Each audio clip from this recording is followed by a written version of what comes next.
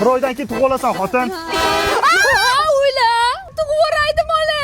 Biroq ko'zga qara, beraman. Tavba qildim.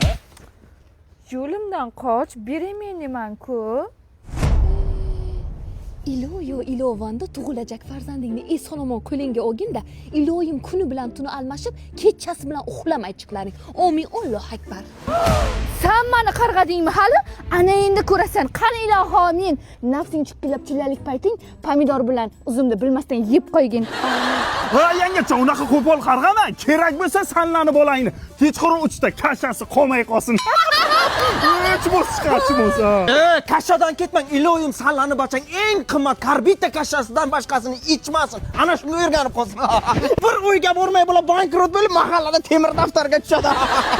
Men o'zi bilan xatolik qilaman. Men qarang, 1 yildan keyin xotini ziyona chiqsin, ikkovlasi ikkita bachaga qarovma qiynalib chiqinglar, qaynonangiz ham yordam bermasin.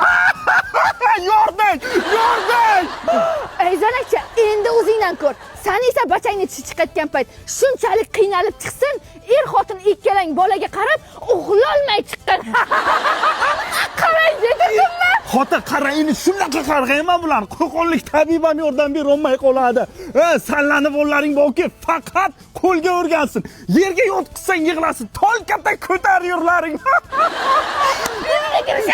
Qarg'ay. Qarg'ishdi Pro Max keldi.